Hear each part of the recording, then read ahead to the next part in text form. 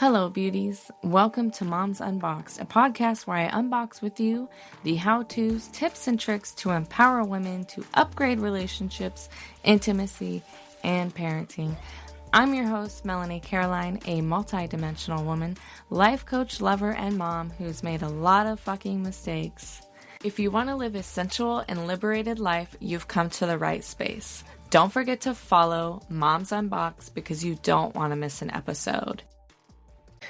Hello, and welcome to another episode of Moms Unboxed. I am so excited that you're here with me listening to this episode. I hope that you're having an amazing week, and if you're not, I trust that it'll turn around for you because you are a fucking badass. You know how to navigate your life. You just have to trust yourself. With that said, I want to talk to you about something fairly personal, a large argument that my partner Donnie and I had right before, literally the night before I left for my Redwoods trip. So if you're that mama out there who's like, no, I can't do anything until shit's resolved, that was not the case for me. So if you know a mama, a woman out there who could benefit from hearing an episode to improve their communication, what to do when there is strife or an argument that arises in a relationship, send them this episode because it's going to help them navigate their own communication breakdowns. Now, when I say Donnie and I had an argument, this shit was a blow up, okay? And it doesn't happen very often. Like, literally can't even remember the last time Donnie and I had this type of a confrontation. And literally, it sucked. It sucked hardcore. It was like one of those arguments where you're like questioning your entire relationship because your mind is going like to the worst of the worst because this devastating argument happened. And it really was both of us coming from a place of not understanding each other's needs. So, of course, if you didn't listen to my Redwoods episode, go back to the episode because it tells you all about my trip and what I experienced on that trip. Like I said, this was the night before I was leaving. So I was fucking running around trying to cook blueberry muffins, egg bites, potatoes, foods to take with us camping. So I didn't have to cook entire meals at the campsite. And I was packing and I was trying to get all the things done, make sure all three kids had what they needed. We had enough food. We had fucking fire protective gear. Like I literally brought the fire extinguisher and the fire blanket. I was thinking all the scenarios, had all the intrusive thoughts. It was dealing with my own stress and emotions. Oh my gosh, my head feels like it's going to explode just rethinking about it. But that's how my night was. So when Donnie was done doing what he was doing, I asked, hey, is there any chance that you can help me out? Like I still have the potatoes on the stove. I still need to cook and still trying to get the kids their stuff and all the chairs camping, like literally endless to-do list to prep and prepare for this camping trip. And so, of course, Donnie is super sweet and he agreed to help, which is amazing. But when I send him downstairs to start some blankets, so I had fresh blankets with me on the trip, he didn't come back up. And this was the second time it happened. Like he'll just disappear. And I'm like, wait, hold on, you're supposed to be helping me. And so I'd go downstairs and he's on his computer. And I'm like, what are you doing? Like, I thought you were helping me. And the first time I was a bit more patient, right? I'm like, oh, okay, what are you doing? And he's like, oh, I'm doing something on my game. And I'm like, oh, okay, well, when you're done with that, can you help me with this? But by like the second time around he did that, I was like at my capacity. My back was hurting really bad. My feet were sore. So when I go down there the second time and Donnie's on his computer, I was literally like agitated. And I was like, what are you doing? Like, I thought you were helping me stir the potatoes so they wouldn't get burned so I can pack. He's like, well, I'm just doing this. And I'm like, ugh, like, I don't know. I obviously had a tone. I obviously was impatient.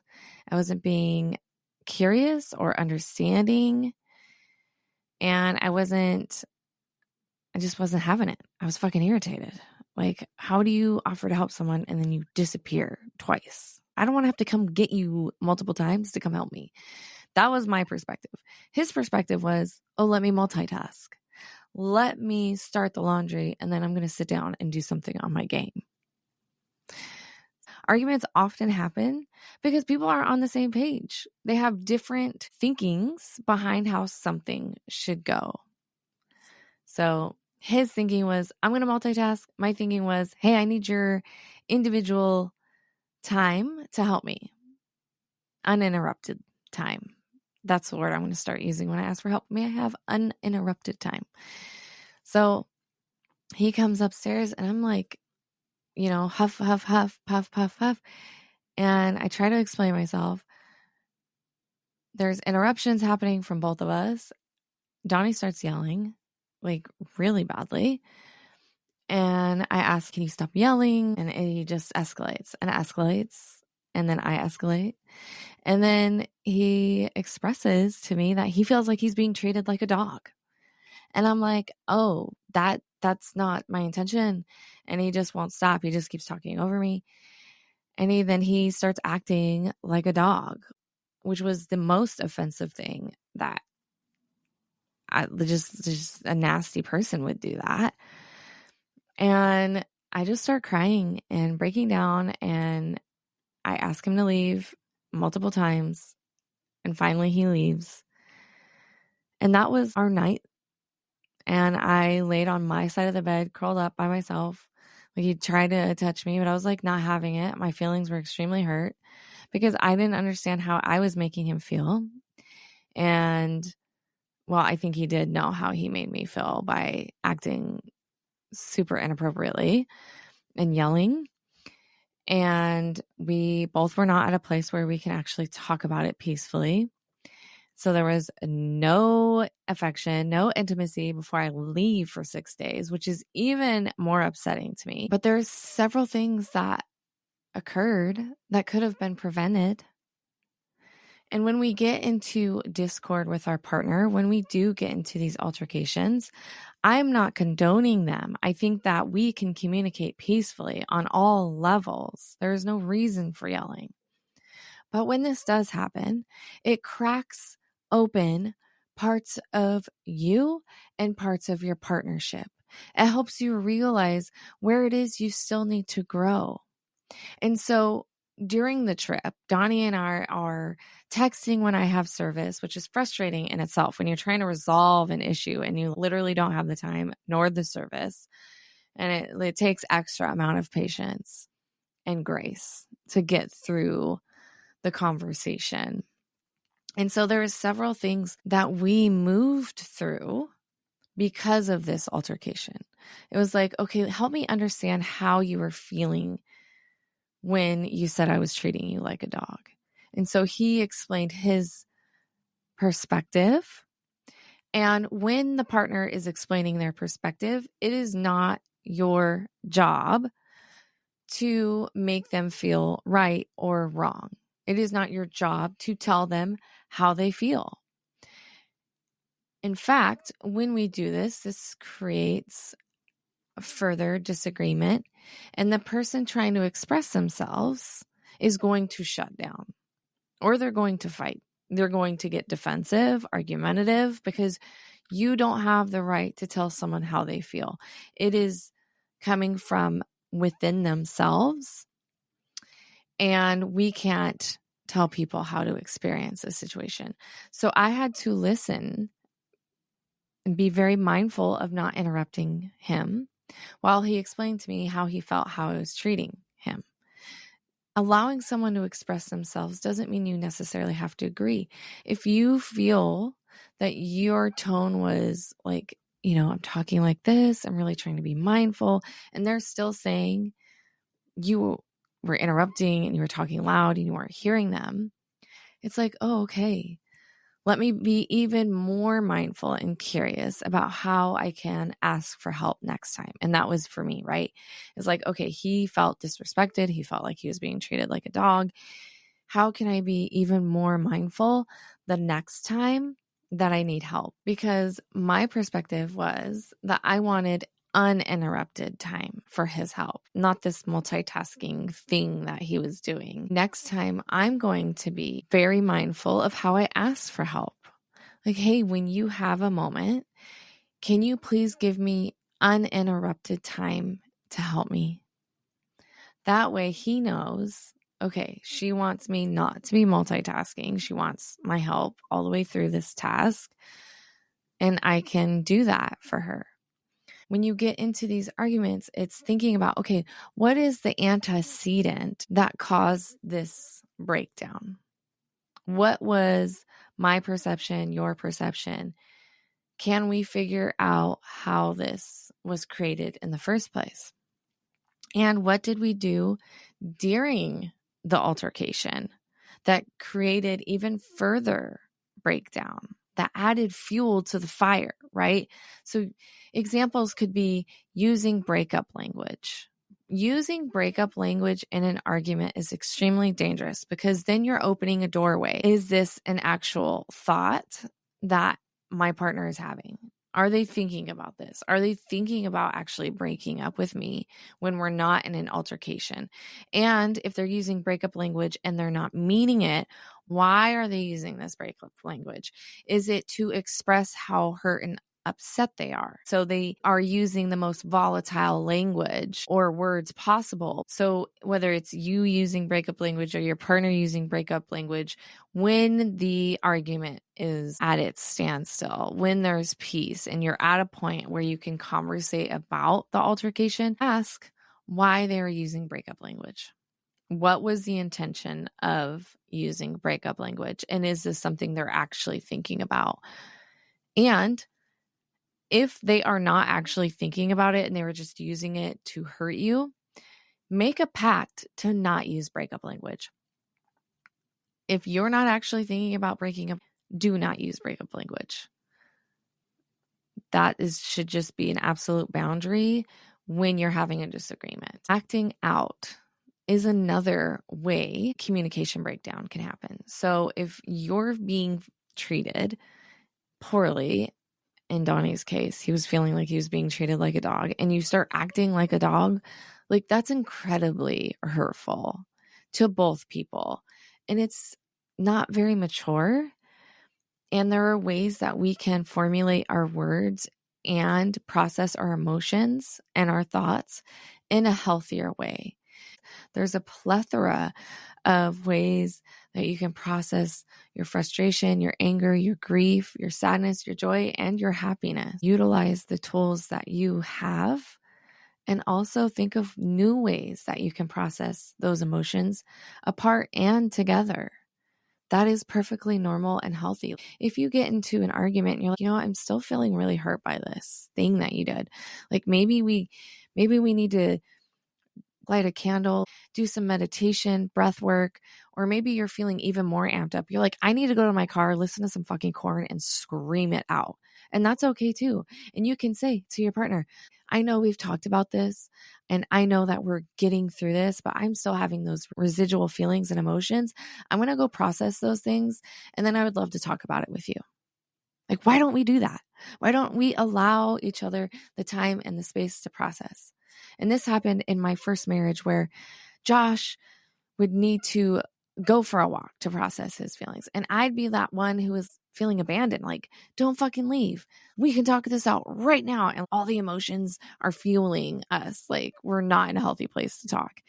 And he'd get angry because I wouldn't want him to leave, and then he would stay, and then it would just escalate further.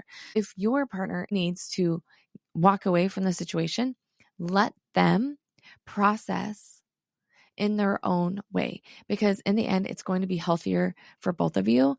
And I know if you're that person that was like, no, we need to talk this out, we shouldn't go to bed angry, blah, blah, blah, That's coming from a place of control because you want to control the scenario. You want to control how the issue is resolved, and you want it on your own time because that's what makes you feel most comfortable. You have to release that. You have to say, okay, I'm going to give this to the universe. I'm going to allow this process to occur naturally. And it's going to occur in a healthy way because we're not pushing each other for resolution. We're going to reconnect when we both feel ready. So think about that in your own situation. When you get into tiffs with your partner, how is it you're both handling it? Are you actually coming to a resolution? Are you chatting about a new way to approach things because of the lessons that you've learned from these past incidences? The other way communication can break down is not talking about it. And you continuously have the same fucking argument over and over and over again. And you're like, oh my God, how do I get off this fucking merry-go-round? This isn't working. The way we're communicating is not healthy. We're not getting anywhere. We're not solving anything. And we literally just fucking hate each other even more. Like, don't get to that place. Talk about the situation. Talk about what broke down within the argument and what you can do better to prevent it next time. Really hear each other. And this helps each other blossom, to grow in your communication, in your understanding of one another, and you become vulnerable in that space. And vulnerability leads to more connection, right? A deeper trust in each other. It's like, okay, if I can be vulnerable and open up about my emotions how I was feeling, conceptions of the situation, I can trust you to do that, and you're not going to use it for ammo later. And that is so important, mamas. Do not use your man's vulnerabilities as ammo in an argument later. That is the quickest way to break down any type of trust you've ever built. I'm going to tell you, it will wash away much of the growth that I know you're trying to achieve in your relationship. So after Donnie and I had this fight, of course, I'm in the redwoods. There's no fucking service at all. We're talking about, what did we learn from this situation? We were chatting about what help looked like in that moment and how we are both experiencing different things. I had one expectation. He had another expectation or another idea of what he could do to help me. And we understand that there's no yelling in this house. That has been a boundary of ours. If there is a point where we feel like we're going to be yelling, hey, I need to take a break. Let's press pause on this bickermas. Is that a word? Bickerness. And we'll re-intervene when we feel like we can be at peace.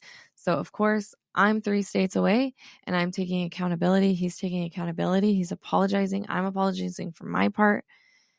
And apologizing means you're simply taking accountability. It doesn't mean you're necessarily agreeing how everything broke down in that situation, because let me tell you, I did not agree with everything. But I can take responsibility and accountability for the way I made him feel. And so you have to think about the outcome. What is it within the communication breakdown that you want to improve on? What outcome do you want to have next time? What are the signs of his being agitated? He's getting short-tempered and he's talking really fast. Let me take a scope at what I'm doing. Is it my tone? Is it the way I'm approaching him? Is it the way I'm talking? When we can identify our own behaviors and our own patterns, especially within our speech and our body language, we can prevent communication breakdowns. It's like, okay, oh, I'm sorry. I approached that way wrong. Let me restart. Pump the brakes. Reverse. Let me speak to you differently. My apologies. We need to start doing that. Let's teach our children that.